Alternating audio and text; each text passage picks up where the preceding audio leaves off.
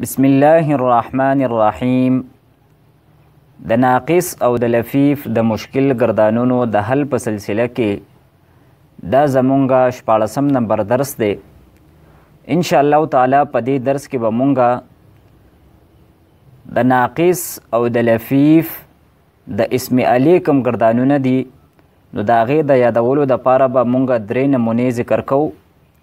نو کوم طالب علم چې دا 3 نمونې په ښې طریقې سره یاد کړي نو ان شاء الله تعالی دغه طالب علم د ناقص او د لفیف د اسم علی ټول گردانونه یاد کړل.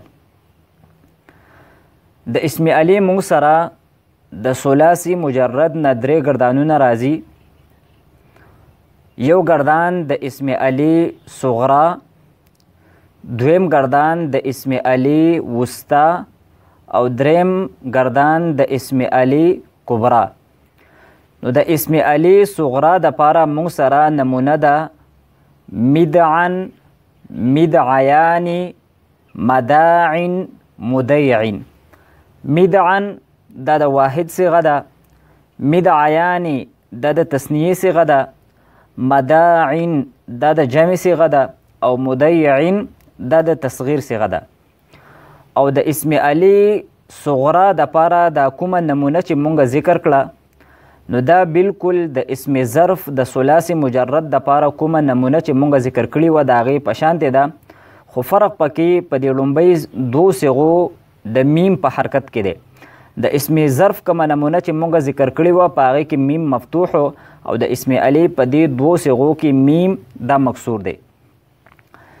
د اسم علی وسطا د هغې چې کوم گردانونه دي نو د هغې لپاره موږ سره نمونه ده مدعاتن، مدعاتان، مداعن، مدیعیتن. مدعاتن دا د واحد صیغه ده، مدعاتان دا د تثنیه صیغه ده، مداعن دا د جمع صیغه ده او مدیعیتن دا د تصغیر صیغه ده. د اسم علی کبرا کوم گردانونه چې دي نو د هغې دپاره موږ سره نمونه ده مدعاءن، مدعاءان، مداعی، مدیعی. مدعاءن دا د واحد صیغه ده، مدعاءان دا د تثنیه صیغه ده، مداعی دا د جمع صیغه ده او مدیعی دا د تصغیر صیغه ده. په دې 3 وړو نمونو کې کم مشترک سیز چې دی نو هغه په میم باندې حرکت دی. کم د واحد او د تثنیه صیغې دي نو په دې 3 وړو نمونو کې دغه میم دا مکسور دی او کم د جمع صیغې دي نو په دې 3 وړو نمونو کې دغه میم مفتوح دی او کم د تصغیر صیغې دي نو په دغه 3 وړو صیغو کې میم دا مضموم دی. اوس مونږه ته دې نمونو افادیت ذکر کوو. نو کوم طالب علم چې نمونه نمبر 1 یعنی د مدعن گردان یاد کو نو دغه طالب علم د ناقص او د لفیف د ثلاثي مجرد د اسم علی صغرا چې څومره گردانونه دي هغه ټول گردانونه یاد کړل، ځکه چې د دغه گردانونو وزن دا د مدعن د گردان په شانتې دی. د دې نه علاوه چې څنګه د مدعن په گردان کې لام کلمه وه نو دغه سیبه ته دغه گردانونو کومه لام کلمه ده نو هغه شانتې حرف به په هغې کې هم وي. دا مونږه د نمونې په طور باندې 4 گردانونه لیکلي دي. کومه نمونه ده نو دا مونږ سره د ناقصې واوینه ده. بیا یو گردان مونږه د ناقصې یایینه لیکلی دی مرمن او بل گردان مونږه بیا د لفیفی مفروق نه لیکلی دی میقن، میقیانی د اخره پوری او بل گردان مونږه د اسم علی صغرا دا د لفیفی مقرون نه لیکلی دی مروون، مرویانی د اخره پوری. نو که مونږ او تاسو په دې 4 گردانونو ته په غور سره وګورو نو ته دې گردانونو وزن دا یو شانتې دی، یعنی د واحد د صیغې وزن د واحد به شانتې دی، د تثنیه د صیغې وزن د تثنیه به شانتې دی، د جمع د صیغې وزن د جمع به شانتې دی او د تصغیر د صیغې وزن دا د تصغیر به شانتې دی. د دې نه علاوه چې مونږ او تاسو وګورو نو څنګه چې د مدعن په گردان کې د واحد د جمع او د تصغیر په صيغه کې لام کلمه حذف شوې ده، نو دغسې د مرمن، میقن او د مرون د اسم علی صغرا دا کم گردان دی، نو په دې کې هم د واحد د جمع او د تصغیر په صيغه کې لام کلمه دا حذف شوې ده.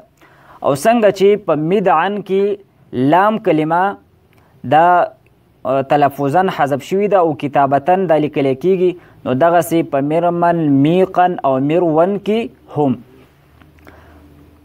او څنګه چې په مدعیان کې لام کلمه دا یا مفتوحه ده او د دې نه وروسته 2 حروف دي الف او نون، دغسې په مرمیانې، میقیانې، مرویانې کې هم لام کلمه دا یا مفتوحه ده او د دې نه وروسته 2 حروف دي الف او نون. نو حاصل دا شو چې کوم طالب علم د مدعن د اسم علی صغرا گردان یاد کو، نو دغه طالب علم د ناقص او د لفیف د ثلاث مجرد د اسم علی صغرا ټول گردانونه هغه یاد کړل. اوس مونږه د نمونه نمبر 2 او هغه مونږ سره د مدعاتون گردانو ته دې افادیت ذکر کو.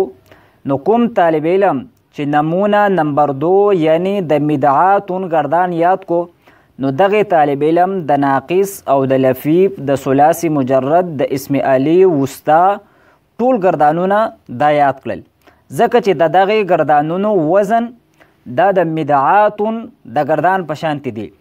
تدین علاوه چې د مدعاتون په گردان کې د لام کلمې په مقابله کې کم حرفو او د لام کلمې نه وروستو چې کم حروفو، نو بالکل د ناقص او د لفیف د ثلاثي مجرد د اسم علی وسطا چې نور کم گردانونه دي، نو د هغې د لام کلمې په مقابله کې به هم هغه حرف وي او د هغې نه وروستو به هم هغه حروف وي. دې کې هم مونږه د مثال په طور باندې 4 گردانونه لیکلي دي. نمونه یعنی د مدعاتون کم گردان دی، نو دا مونږ سره د ناقص واوینه دی. مرماتون گردان دا مونږ سره د ناقص یایینه دی. میقاتون دا مونږ سره د لفیف مفروق نه دی، او د مرواتون گردان دا مونږ سره د لفیف مقرون نه دی. نو که مونږ په دې 4 وړو گردانونو ته په غور باندې وګورو، نو ته دې گردانونو وزن دا یو شانتی دی، یعنی د واحد د صیغې وزن د واحد به شانتی دی، د تثنیې د صیغې وزن د تثنیې په شانتی دی، د جمع د صیغې وزن د جمع په شانتی دی، او د تصغیر د صیغې وزن د تصغیر په شانتی دی. تدین علاوه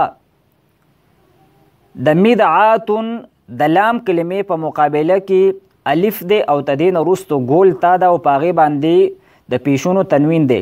نو دغسې په مرماتون، میقاتون، مرواتون د لام کلمې په مقابله کې الف دی او تدین وروستو ګول تا ده او تدې د پاسه د پیشونو تنوین دی. په مدعاتانی کې د لام کلمې په مقابله کې الف دی او تدین وروستو تانی لفظ دی.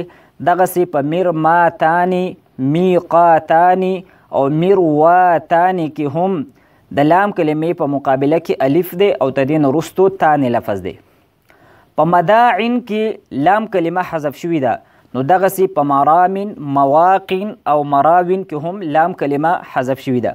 په مدیعیتون د تصغیر په صیغه کې د لام کلمې په مقابله کې یا مفتوحه ده او تدین وروستو ګول تا ده، نو دغسې په مریمیتون، مویقیتون او مریویتون کې هم لام کلمې په مقابله کې یا مفتوحه ده او تدین وروستو ګول تا ده.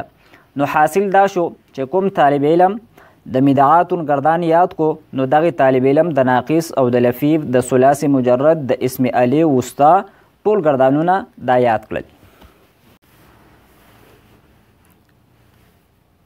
اوس مونږه د نمونه نمبر 3 او هغه مونږ سره د مدعاون گردانو ته دې افادیت ذکر کوو. نو کوم طالب علم چې نمونه نمبر 3 یعنی د مدعاون د اسم علی کبرا گردان یاد کو، نو دغه طالب علم د ناقص او د لفیف د اسم علی کبرا چې څومره گردانونه دي هغه ټول گردانونه یاد کړل، ځکه چې د دغه گردانونو وزن دا د مدعاون د گردان په شانته دی. تدین علاوه چې د مدعاون د گردان د لام کلمې په مقابله کې کم حرف دی او تدین وروستو چې کم حروف دي، نو بالکل د ناقص او د لفیف د اسم علی کبرا چې نور کم گردانونه دي د هغې د لام کلمې په مقابله کې به هم هغه حرف وي او د هغې نه وروستو به هم هغه حروف وي. دا مونږه د مثال په طور باندې څلور گردانونه دا ذکر کړي دي. مدعاء دا کم گردان دی نو دا مونږ سره د ناقصې واوي نه دی. مرماء دا کم گردان چې مونږ لیکلی دی نو دا مونږ سره د ناقصې یایي نه دی. میقاء دا کوم گردان دی نو دا مونږ سره د لفیف مفروق نه دی. او مرواء دا کوم گردان چې مونږ لیکلی دی نو دا مونږ سره د لفیف مقرون نه دی.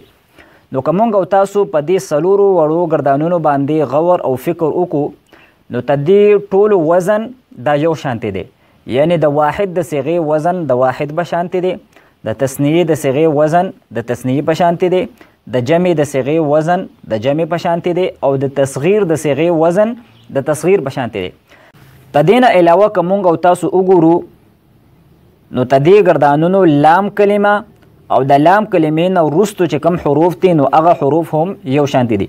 مثلا د مدعاء کومه صیغه ده نو په دې کې مونږ سره لام کلمه ده حمزه او د دې نه مخکې لفظ مونږ سره دی الف. دغسې په مرماء میقاء مرواء کې لام کلمه ده حمزه او د دې نه مخکې لفظ دی الف. په مدعاء کې لام کلمه مونږ سره ده حمزه او د دې نه وروستو دوه حروف دی الف او نون او د حمزې نه مخکې هم الف دی. دغسې په مرماءانی میقاءانی مرواءانی کې د لام کلمې په مقابله کې حمزه ده او د دې نه وروستو دوه حروف دی الف او نون. دغسې په دې درې وړو صیغو کې د حمزې نه مخکې الف دی. نو حاصل دا شو چې په دې دوو صیغو کې لام کلمه او د لام کلمې نه وروستو چې کوم حروف دی هغه حروف هم یو شانتي دي او د لام کلمې نه مخکې چې څنګه الف په مدعاء او مدعاءان کې راځي نو دغسې په دې نورو صیغو کې هم راځي. په مداعیو کې کومه د جمع صیغه ده نو په دې کې د لام کلمې په مقابله کې یا ده نو دغسې په مرامیو مواقیو او مراویو کې هم د لام کلمې په مقابله کې یا ده. او د مدعیون کم د تصغیر صیغه ده مونږ سره نو دې کې د لام کلمې په مقابله کې یا مشدد ده نو دغسې په موریمیون مویقیون او موریویون کې هم د لام کلمې په مقابله کې یا مشدد ده. نو دا مونږ سره د اسم علی درې نمونې شوي او د هغې افادیت شو. نو کوم طالب علم چې دا درې نمونې په ښې طریقې سره یاد کړي نو دغې طالب علم د ناقص او د لفیف د اسم علی چې څونه ګردانونه دي خوا که هغه د اسم علی صغرا ګردانونه دي که د وسطا ګردانونه دي او که د کبرا ګردانونه دي نو هغه ټول یاد کړل. و آخر دعوانا ان الحمد لله رب العالمین.